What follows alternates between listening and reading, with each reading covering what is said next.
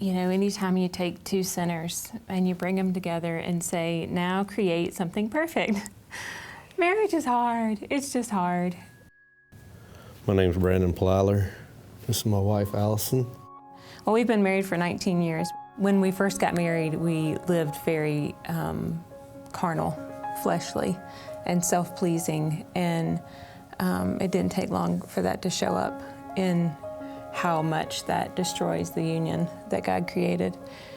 So 2010 is when I got saved, and that is when the Lord really worked on my prayer life and taught me so much about how to trust Him with these things of marriage. Specifically, I just started praying for this addiction of alcohol to be broken in his life. And it was 2 weeks after writing down this one specific prayer and posting it on the wall, 2 weeks to the day, that the Lord delivered him from that. Yeah. So over 19 years, stuff has come up, you know, struggles have happened, things like that. And so as the other sins emerged, everything kind of came to a head. And then we were sort of in a healing stage when we came to Re-Engage program. Re-Engage has helped my relationship with Christ to be able to reconcile and better our marriage in all the different ways of communication, forgiveness, and forgiving myself. The heart of Re-Engage is that Jesus is the key to this. And when your covenant with Him is right, then your covenant here can be right. Because we tried it backwards. We tried to figure it out this thing and then find the Lord. So that was kind of messy. Yes. And if you do not have the Lord as the center of your marriage, marriage will stay hard. Because you're both sinful people. You can't have a perfect union. And so there's no marriage that could not benefit from Re-Engage. Re-Engage is all about your relationship with the Lord first, and then your relationship with your spouse.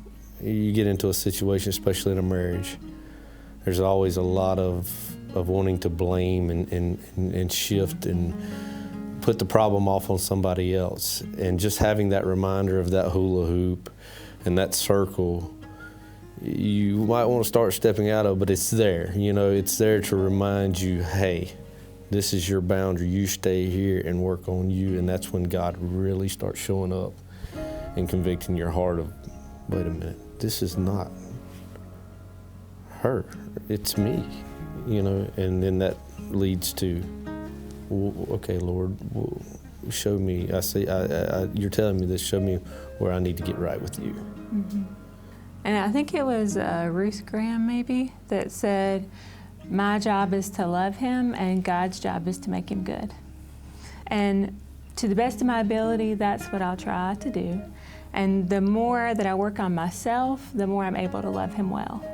Well, when you reflect back on that specific thought of, like, you know, has it affected the family, that's when you unknowingly realize, yes, it has. The order of Christ first, then us, then family has come more evident in our marriage. Not trying, you know, a lot of times people try to, okay, I'm gonna get this right. You know, this is the order, I'm gonna get this right. But it is just evolved just by going through this Re-Engage program. And the thing about being in the Authentic Marriage group and doing this as a group, as a small group like that, it kind of helps you stay accountable within that group, staying in your own hula hoop, in your own circle. Yeah. Well, it creates a lot of vulnerability also because you're being honest about things that you normally wouldn't be honest about in a group of people. And it's a lot of hard work, but there's so much glory for the Lord in it too. And that's what it's all about, you know?